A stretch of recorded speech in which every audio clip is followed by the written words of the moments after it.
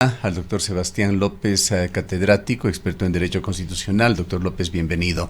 Realmente preocupa en Ecuador la actuación de jueces el día de ayer con un listado de acciones dudosas, por no decir un verdadero prontuariado. El Pleno del Consejo de la Judicatura destituyó al juez Bani Molina.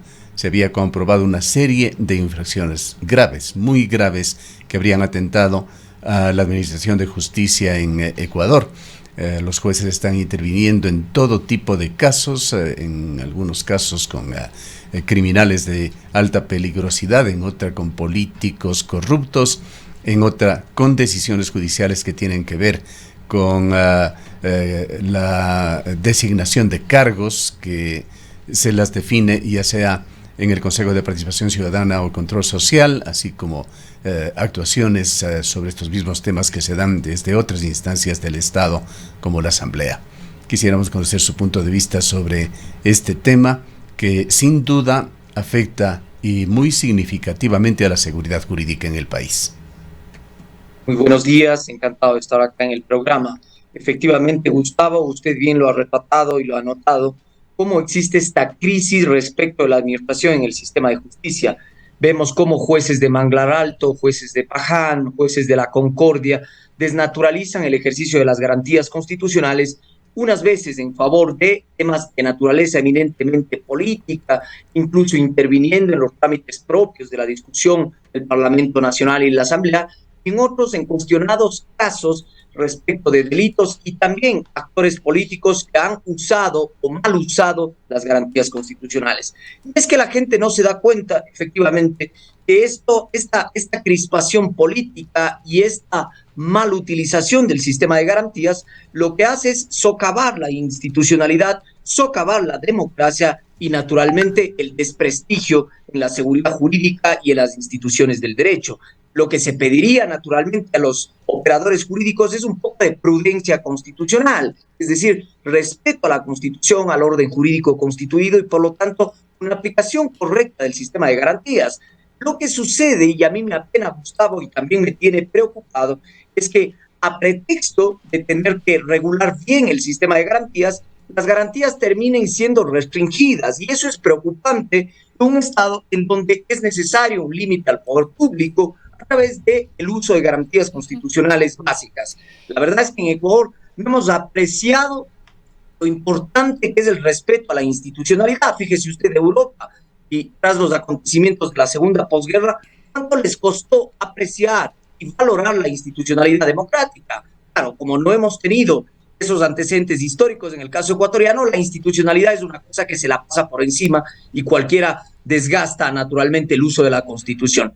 Ya se habla inclusive de una nueva reforma constitucional, Gustavo, y eso es altamente preocupante. Fíjese lo que se nos viene para el año 2023. Tenemos una consulta popular para febrero del año 2023, elecciones seccionales en el año 2023, un posible referéndum ratificatorio de reforma constitucional para la intervención de Fuerzas Armadas en la seguridad pública, quizá para mayo o junio del año 2023, y ya se habla de una nueva constituyente. Parece ser que no hemos aprendido de la experiencia y esto naturalmente socava la institucionalidad. Ahora, Sebastián, ¿qué tal? Muy buenos días.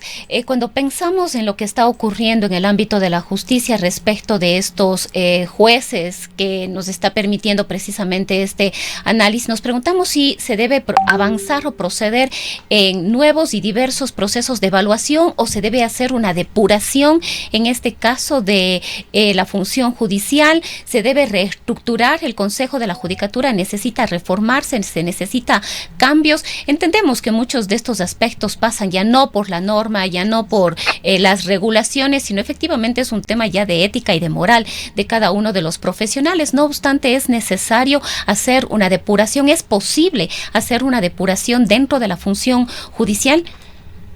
Yo estoy de acuerdo con usted, Rosana, y con lo que se ha dicho acá en el programa. Yo creo que las violaciones no se curan o no se sanan con nuevas violaciones. Fíjese usted, procesos en contra de jueces que muy probablemente también incurran en violaciones al debido proceso y luego lo que tendremos es jueces procesados interponiendo garantías en su favor para que se les restituya sus cargos. Es decir, un círculo vicioso de violaciones constitucionales que lo que acarrean es un desgaste a la institucionalidad. ¿Qué se puede hacer al respecto? Sí, creo que es necesario una reforma legal básica. Yo sí creo que es necesaria una reforma legal básica, por ejemplo, a nivel del sistema de garantías constitucionales, algunas reformas básicas, porque es que no puede ser, Rosana, que la ley de forma expresa prohíba que no puede presentarse más de una garantía sobre un mismo hecho o acto de la administración pública. En el caso de los miembros del Consejo de Participación Ciudadana tengamos 7 acciones de protección presentadas. Es decir, esto es imposible, y que no se califique esto como un abuso del derecho es sin duda temerario a la institucionalidad, temerario a la seguridad jurídica. Yo creo que pasa por una reforma básica, pero también por un proceso de selección serio, un proceso de selección riguroso de quienes postulan al ejercicio de una función pública.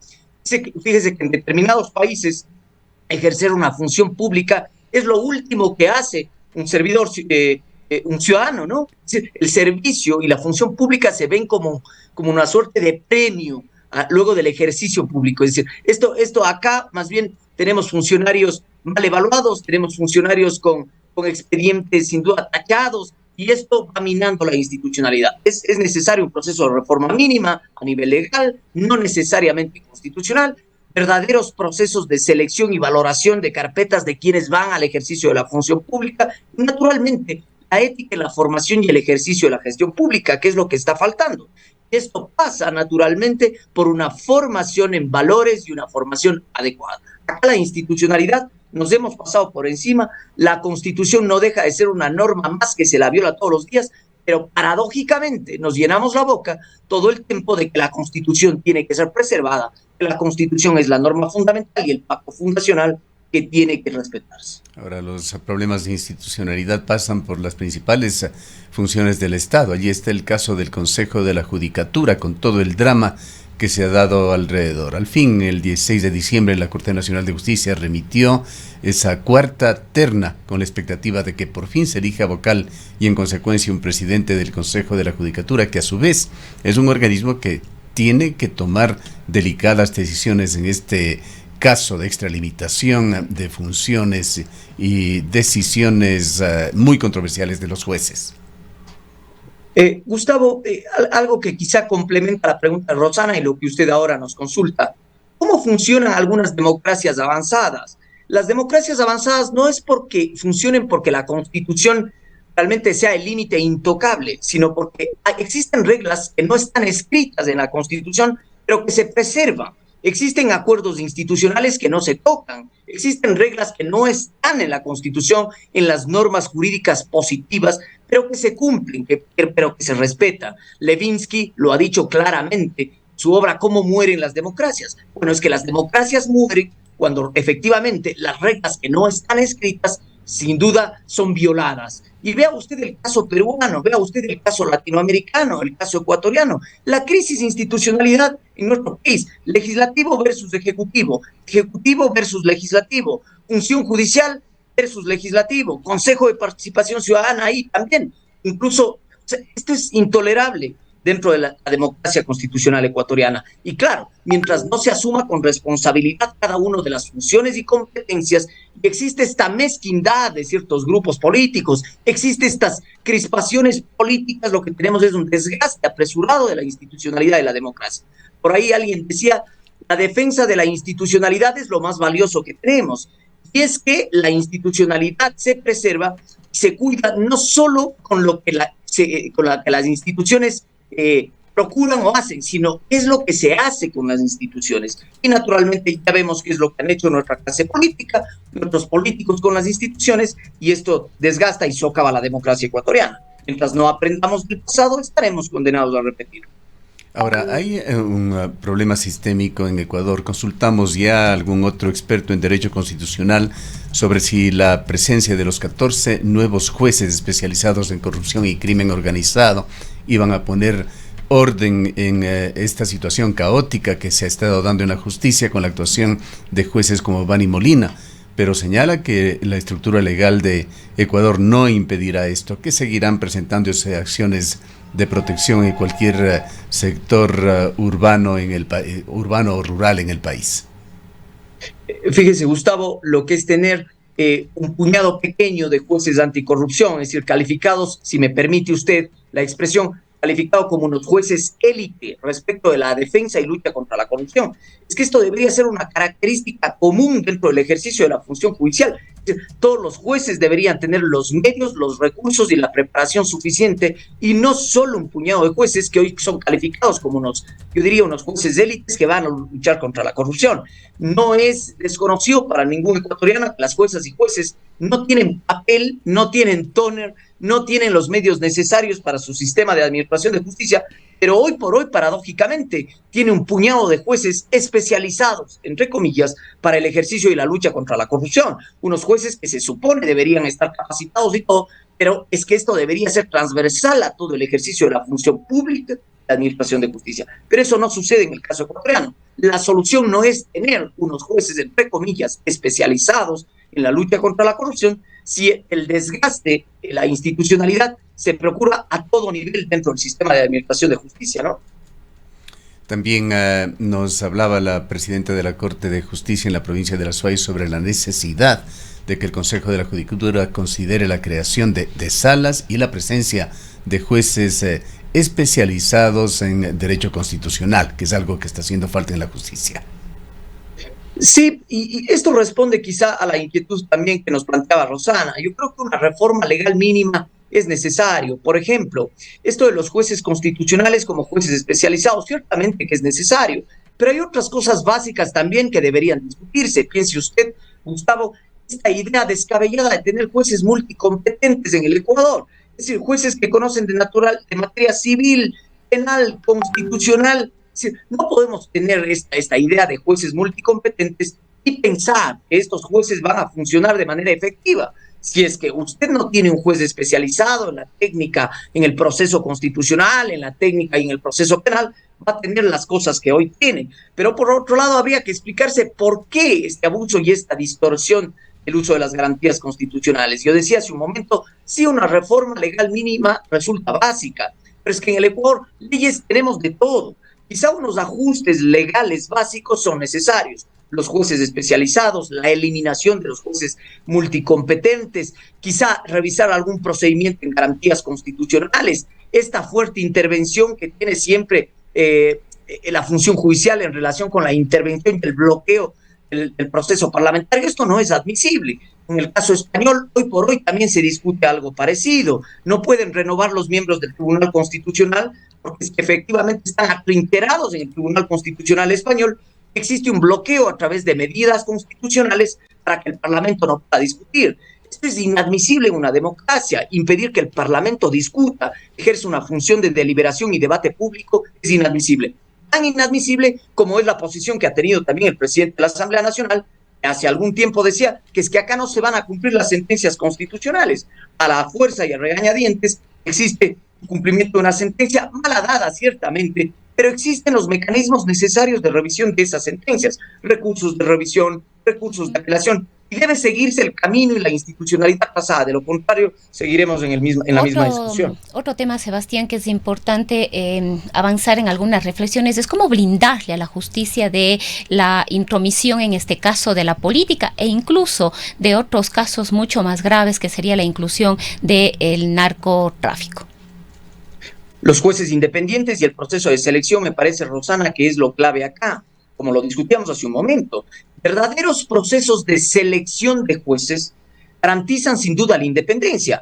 ¿Cómo funcionan las verdaderas cortes en los sistemas de democracia constitucional avanzada? Con independencia judicial. El rato que no tengamos o que se carece de una independencia judicial, el poder político permea hacia la función judicial y naturalmente se produce lo que hemos visto, estas sentencias y esta desnaturalización y deslegitimación del sistema de justicia. Y esto creo que independencia... ha llevado, aquí tal vez, Sebastián, y además esta intromisión política ha llevado a que la Corte Constitucional esté constantemente teniendo que emitir dictámenes sobre estas decisiones de un juez, de otro, de un juez, de otro, de una institución y de otra, y termina siendo a la final la Corte Constitucional, que es lo que pensamos que muy probablemente va a suceder también en el caso del Consejo de Participación Ciudadana. Así, Rosana, pero piense usted Y esto es gravísimo. Yo suelo decir a veces con los chicos en las aulas de la universidad, el hecho de que la Corte Constitucional esté sobreexcitada, una Corte Constitucional muy activa, es sinónimo de que algo anda mal dentro del sistema democrático. O sea, no es que las cosas están funcionando bien cada vez que la Corte pone un freno o un límite a la acción de los poderes públicos. Sin duda, una Corte muy activa, una Corte que está todo el tiempo pronunciándose o la última palabra respecto a las decisiones cruciales del ordenamiento público, es porque alguien no está cumpliendo bien su tarea dentro del orden constitucional. Llámese el Ejecutivo, llámese el Legislativo, llámese la función de transparencia y control social, porque es que la Corte Constitucional viene a ser el último dique del control de constitucionalidad. Una Corte sobreexcitada o muy activa es porque algo no está bien dentro del orden constitucional. Las Cortes deberían ser como el último resguardo de la defensa constitucional, pero no estar esperanzado en que la Corte Constitucional resuelva los problemas de la institucionalidad democrática y, lo más grave, los problemas que tienen que ser resueltos en el propio ámbito y en la sede judicial, que hemos visto con mucha preocupación cómo existen estos jueces, permítame decirle nuevamente, jueces de Manglar Alto, jueces de la Concordia, jueces de Paján, que naturalmente causa estupor respecto del uso y la aplicación de las garantías, ¿no? Doctor López, en algunas ocasiones, y me parece que lo hemos conversado también con usted, hemos hablado sobre posibles problemas por tener una constitución garantista. Y hemos recibido las respuestas básicas y hemos entendido por lo menos que en materia de garantismo no se pueden considerar excesos, que estos se resuelven con el tiempo, pero cabe recordar que el tiempo es valioso, muy valioso. Vale la pena recordar ese refrán de que el tiempo es oro. Y estamos asistiendo a una serie de usos, pero también abusos políticos de los recursos que más se parecen a una pesca a río revuelto. La infinidad de recursos utilizados por Guadalupe Llori para resolver una serie de problemas, muchos de sus problemas. Lo propio está sucediendo con Virgilio Saquicela en su posición como presidente de la Asamblea, por los propios vocales del Consejo de Participación Ciudadana y Control Social. Y seguramente no se lo conoce mucho, pero también desde el Ejecutivo se están utilizando todas estas herramientas que significan valiosísimo tiempo, incertidumbre, inseguridad jurídica. Yo creo que, Gustavo, permítame acá decir que acusarle al garantismo de la crisis institucional me parece ser que es tirar mucho de la cuerda, ¿no? Es decir, el garantismo es el culpable de que efectivamente tengamos las cuestiones que tenemos. Yo decía hace un momento acá que la defensa de las instituciones no solo dependen con lo que las instituciones hacen, sino lo que se hace con ellas. Fíjese usted quiénes van a presidir las grandes instituciones en el Ecuador. Claro, entonces, el acusarle directamente a la institucionalidad, al diseño, que lo que se orienta es a una protección de los derechos fundamentales, esto me parece un poco exagerado. Ahora, ciertamente que esto pasa por algunos ajustes de reforma constitucional, de acuerdo, pero ciertos asuntos también pasan por una reforma legal.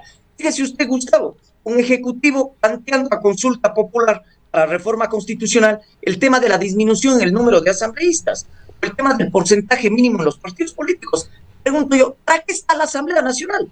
Es para discutir este tema, para discutir estas cuestiones, para discutir estos problemas que sin duda pasan por reformas legales. Tener que desgastar a la institucionalidad de la democracia directa a través de consultas populares además costosas, en nada cambiarán los problemas trascendentales de los ecuatorianos. Sin duda es abusar de la institucionalidad, abusar de las instituciones y naturalmente un desgaste apresurado de la democracia ecuatoriana.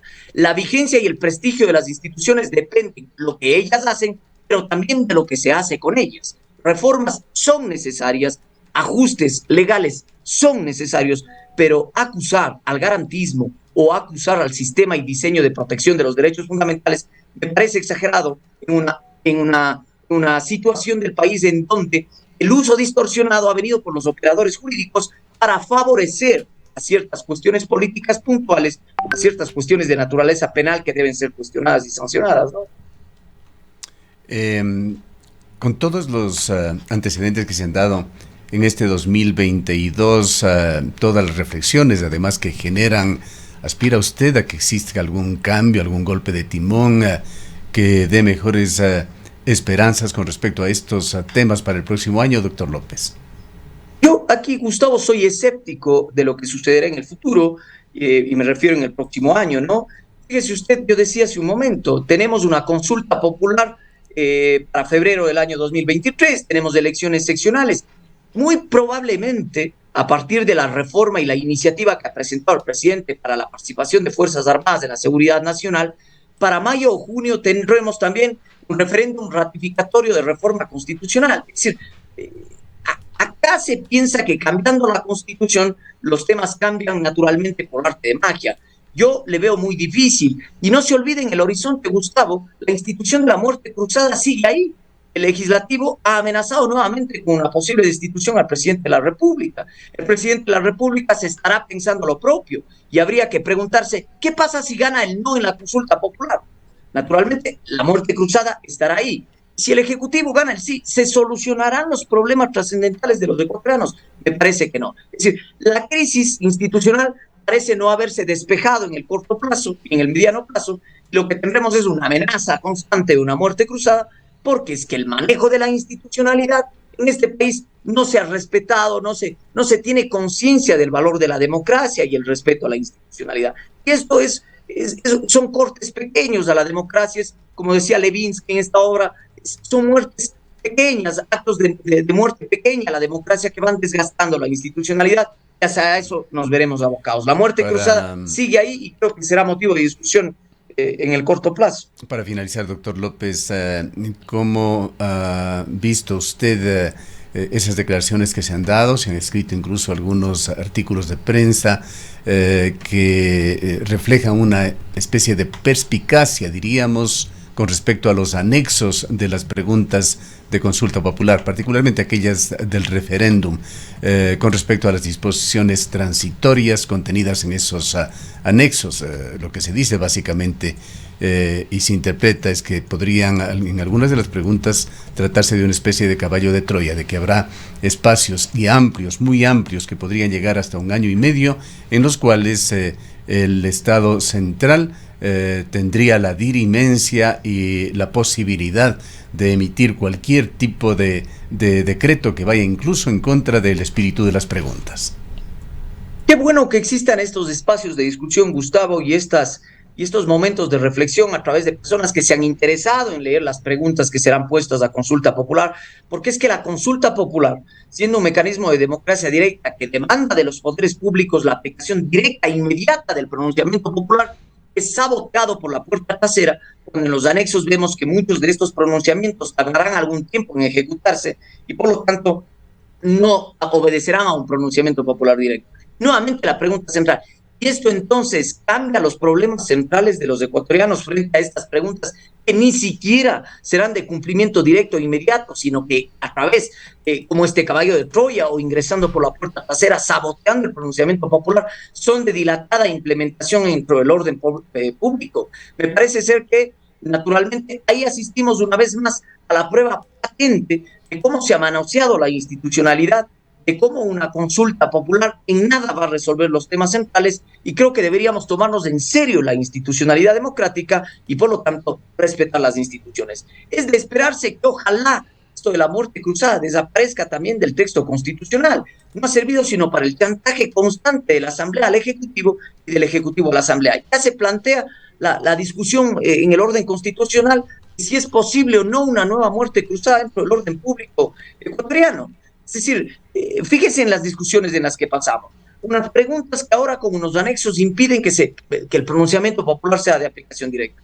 Yo creo que en el corto plazo no existe una salida clara. Creo que el Ejecutivo debería dar un giro verdadero respecto de la adopción de medidas trascendentales para la resolución de los conflictos, y el Legislativo debería hacer lo propio.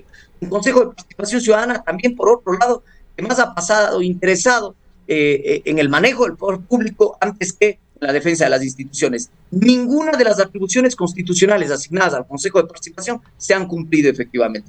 Y habría que pensarse qué hacemos con esta función del Estado y si es necesaria una reforma constitucional. Quizás para aterrizar un poco esto, sobre todo para el gran público que no tiene por qué conocer ampliamente estos detalles, citemos algo de lo expresado por el doctor Carlos Castro Riera, ex decano de la Facultad de Derecho, un jurista que usted le conoce muy bien. Él señala que respecto a las preguntas 7 y 8 relacionadas con la incorporación de un subsistema de protección hídrica y así también con compensaciones por servicios ambientales a personas, comunidades, pueblos y nacionalidades, hay problemas que allí las enmiendas abren la posibilidad de que el Ministerio del Ambiente, Agua y Transición expida en el interim acuerdos ministeriales para aplicación de esas enmiendas. Concluye el doctor Castro de que antes de que se expida la ley reformatoria, el Ministerio del Ambiente, con simples acuerdos ministeriales y con su sola voluntad, podrá regular las áreas de protección hídrica y los servicios ambientales en relación con la actividad minera. Ve una amenaza muy directa con dos importantes proyectos mineros que han sido materia de debate público aquí en la provincia de La Suay. Es que para mí, Gustavo, estas preguntas ni siquiera vienen a resolver un tema central respecto de la protección, digamos, ambiental dentro del Ecuador.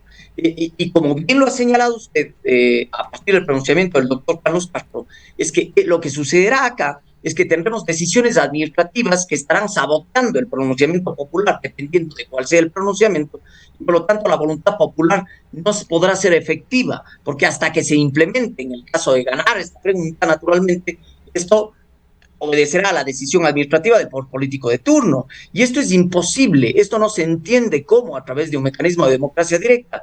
Sin duda ha sido sabotada la voluntad popular. Estoy de acuerdo en ese pronunciamiento. Dicho sea de paso, doctor López, que podría dilatarse hasta por 545 días. Recordemos por otra parte lo que sucedió con otra pregunta en la consulta popular de Lenin Moreno relacionada con el Yasuní, que no tuvo absolutamente ninguna aplicación práctica.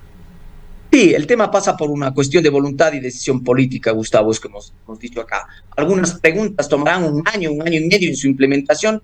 Esto pasará por una decisión del órgano administrativo, quien a través de simples acuerdos ejecutará y pondrá en marcha, digamos, saboteando la voluntad popular. Yo creo que la consulta popular nada resuelve los temas centrales, ni siquiera los temas de seguridad, peor aún los temas de democracia y los temas de protección ambiental. Ahora, ciertamente que encontrados ya en ese momento, habrá que ver qué decisión se toma, lo cual no puede ser calificado como un acto de sanción o premio al gobierno. Habrá que tomarse en serio las preguntas, discutirlas en estos ámbitos y tener un pronunciamiento popular al respecto, sin cuestiones de afectos o desafectos al gobierno o a la oposición. Bien, le agradecemos mucho, doctor López, por habernos acompañado. Muchas gracias y muy buenos días. El doctor Sebastián López, experto constitucionalista, académico en la Universidad de La Suay. Y con respecto a